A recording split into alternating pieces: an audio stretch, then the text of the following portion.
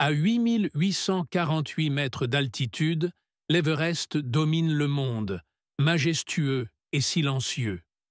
Depuis des siècles, il fascine l'humanité, symbole ultime de l'exploit, du dépassement de soi et de l'appel irrésistible des sommets. Les Népalais l'appellent Sagarmatha, le front du ciel, tandis que pour les Tibétains, il est Chomolungma, la déesse mère du monde. Ce géant immobile a vu défiler les époques, les croyances et les rêves les plus fous.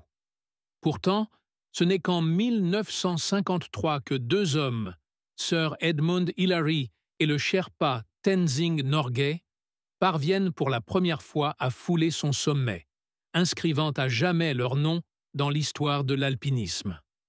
Leur exploit, fruit d'un courage démesuré et d'une préparation méticuleuse, a ouvert la voie à des milliers d'autres aventuriers, chacun rêvant de se mesurer à l'impossible. Gravir l'Everest n'est pas un simple exploit physique. C'est un combat contre la nature elle-même. Températures extrêmes, vents hurlants, manque d'oxygène, crevasses béantes, et cette fameuse zone de la mort, située au-dessus de 8000 mètres, où chaque pas devient une lutte contre l'épuisement et où l'air est si raréfié que le corps humain commence lentement à mourir. Les dangers sont nombreux. Le redoutable Icefall de Khumbu, labyrinthe de glace en perpétuel mouvement. Le Hillary Step, ce mur rocheux perché à quelques mètres du sommet, aujourd'hui partiellement effondré. Et les tempêtes imprévisibles capables d'engloutir une expédition entière en quelques heures. À côté des exploits médiatisés, il existe une réalité plus discrète mais essentielle, celle des Sherpas. Ces hommes et femmes incroyables, natifs des vallées de l'Himalaya, jouent un rôle vital dans chaque expédition.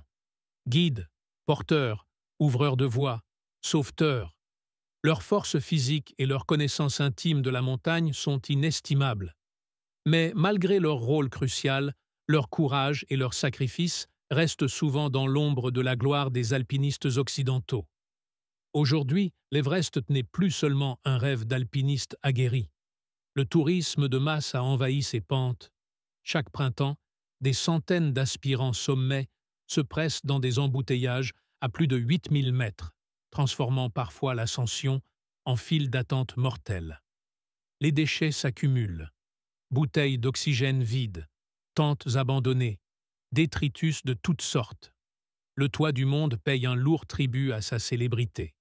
Et la pureté légendaire de ces neiges commence à être souillée par l'empreinte humaine. Pourtant, malgré les dangers, malgré la pollution, malgré les drames, l'appel de l'Everest demeure irrésistible. Car au-delà des risques, au-delà des défis, atteindre son sommet est pour beaucoup une quête intérieure. Gravir l'Everest, ce n'est pas seulement vaincre la montagne, c'est avant tout se vaincre soi-même, dépasser ses peurs, ses douleurs, ses limites. Et lorsque l'on pose enfin le pied sur ce sommet mythique, entre ciel et terre, une vérité simple mais bouleversante éclate. Ce n'est pas la montagne que nous conquérons, mais notre propre esprit. Merci d'avoir gravi avec moi les pentes vertigineuses de l'Everest. Si cette aventure vous a inspiré, n'oubliez pas de liker, de commenter et de vous abonner pour découvrir d'autres voyages extraordinaires.